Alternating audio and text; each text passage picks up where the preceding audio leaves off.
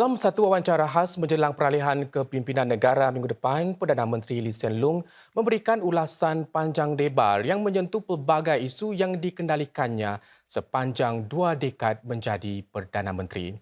Beliau antara lain menyurut betapa Singapura sekarang berdepan dengan dunia yang sangat bergolak dan betapa Singapura perlu menjadi aktif dalam platform berskala lebih kecil dan berbilang halang. PM Lee juga mengulas tentang kedudukan dan cabaran masyarakat Melayu Islam setelah 20 tahun berada di bawah kepimpinannya. Apabila Encik Hsien dilantik sebagai Perdana Menteri 20 tahun lalu, negara-negara sedunia sedang berusaha menjalin perjanjian perdagangan bebas dan globalisasi. Amerika Syarikat merupakan kuasa dunia nombor 1. Bercakap kepada wartawan tempatan menjelang peralihan kepimpinan politik negara, PM Lee berkata keadaan kini sangat berbeza. China kini jauh lebih kuat dan wujud ketegangan luar biasa di kalangan kuasa-kuasa besar. We are dealing with a very troubled world. Confidence in free trade has also been shaken. People now talk about first they talked about fair trade. That means I don't want it to be so free. Then they talk about national security considerations, which are important. Resilience. What if you become hostile to me? What if there's COVID? That's important too. Then they talk about reshoring, bringing it back home. Do it at home. But that sounds protectionist. And they talk about friend-shoring. I will do business with friends. Now, who's my friend?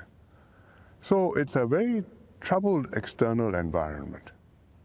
And we are sailing into it. Namun yang jelas, dunia semakin berpecah belah dari segi ekonomi.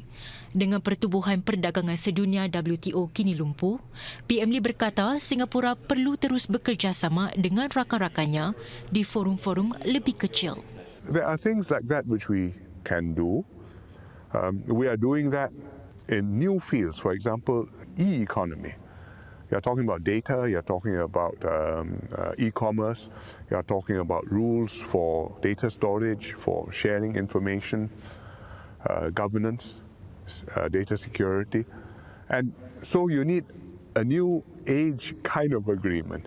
And we've got digital economy agreements. I think we have to keep on being active, smaller scale platforms, but to us, these are all the more important. Menyentuh tentang hubungan Singapura dengan negara-negara jiran Malaysia dan Indonesia, PM Lee berkata ia memang rumit, tetapi secara umumnya hubungan dua hala adalah baik. Ini membolehkan negara-negara untuk saling bekerjasama demi menghuraikan isu-isu sensitif seperti sempadan ruang udara dan maritim.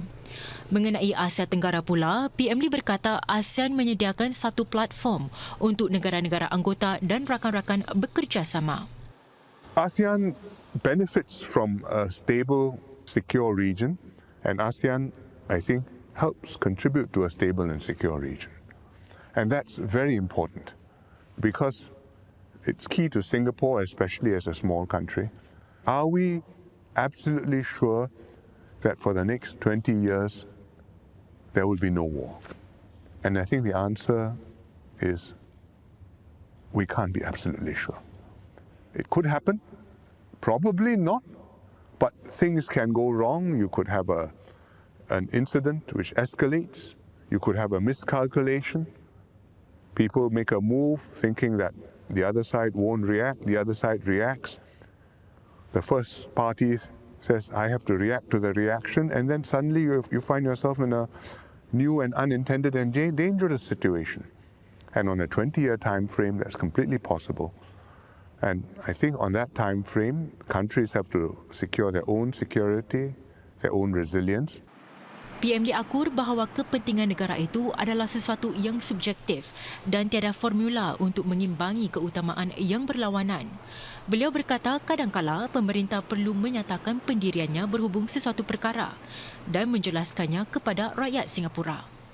Before I took over in 2004, you may have forgotten, but I made a trip to Taiwan as TPM. And it caused a rumpus. And I had to state my position. So my first National Day rally, I had to spend time talking about not just foreign policy, but that trip to Taiwan and why I went and why it's important to us and why Singapore's national interest required me to do that and that it was necessary for me to do so, even though it caused a kerfuffle at that time. And that's the sort of thing which happens. And during the last 20 years, heaven knows there have been other occasions when we have had incidents and occasions when we've been tested and we've had to get people to understand what it's about. Sometimes public channels, sometimes we've had to do it closed doors, and then we can explain a bit more the background and what's it all about. Dengan timbalan Perdana Menteri Lawrence Wong akan mengambil alih tampuk pemerintahan negara pada Rabu depan, PM Lee berkata tidak mengejutkan jika kepimpinan baharu juga akan diuji berhubung pendirian dasar luarnya. I think that the new team will be probed, certainly, tested. Well, maybe gently, maybe issues will come and people might push a little bit harder or maybe not.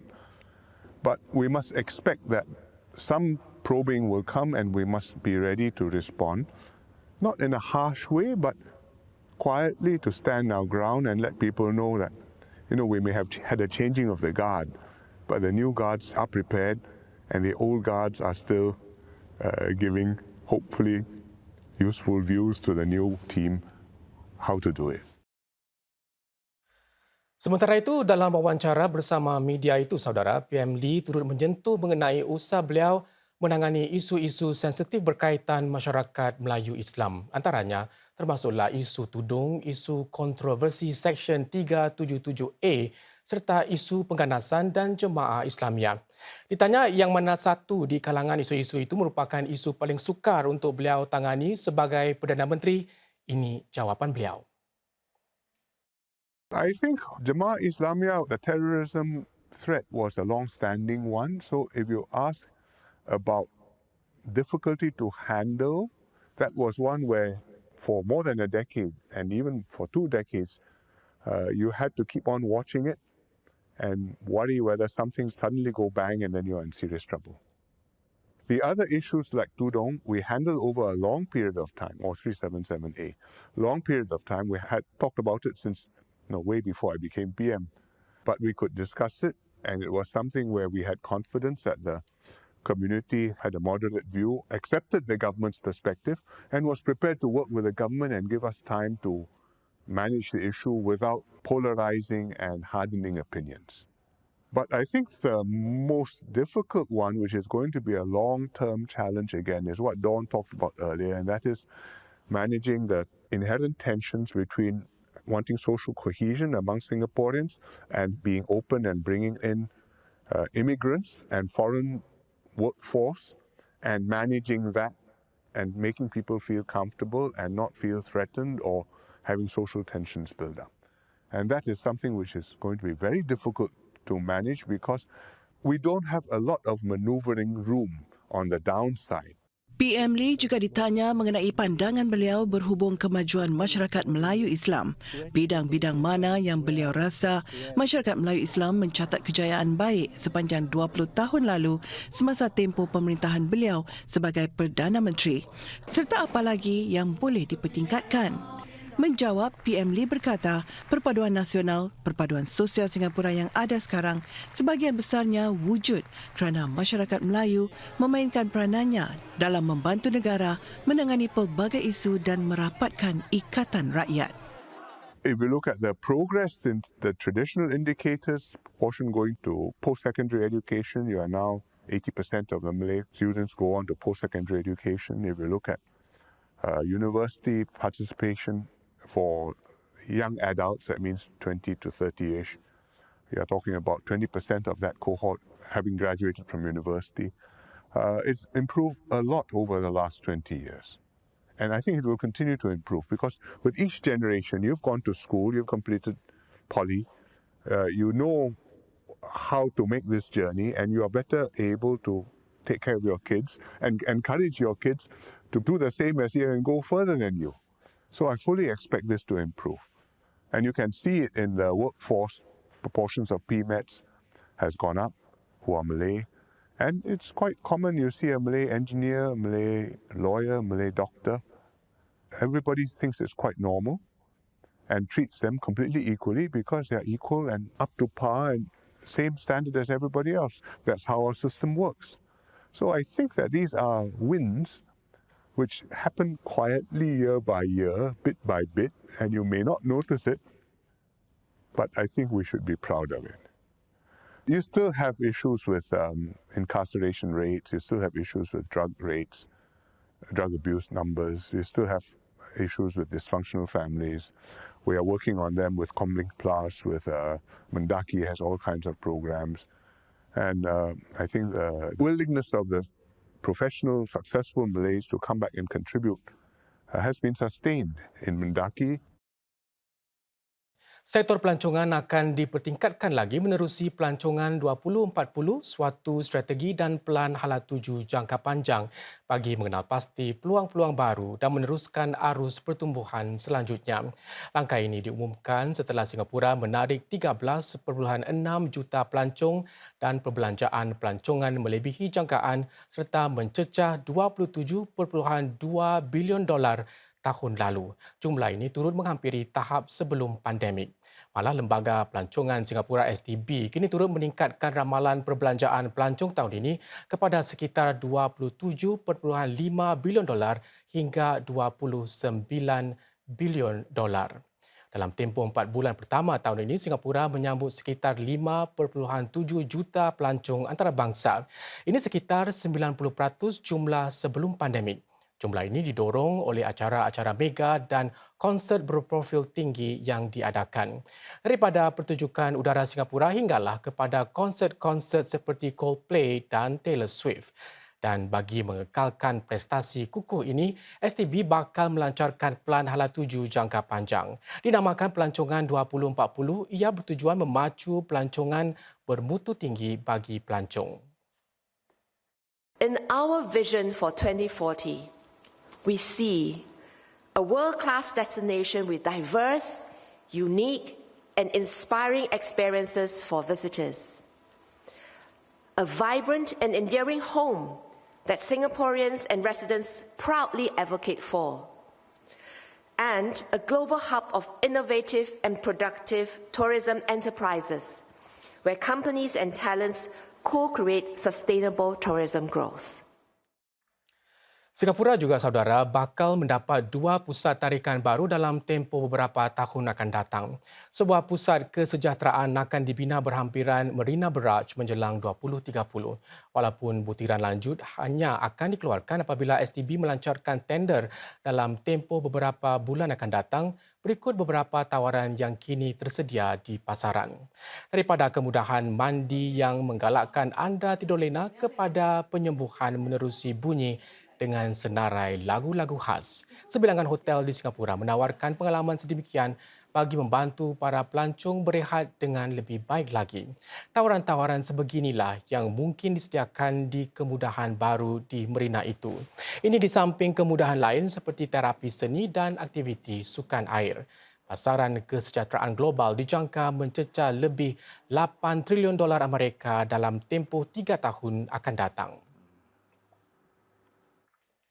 Pengeluar kereta Jerman Porsche dijangka membuka sebuah pusat pengalaman serantau yang pertama baginya di Singapura, yang merupakan kemudahan pertama seumpamanya di Singapura dan pusat ke-11 seumpamanya bagi Porsche.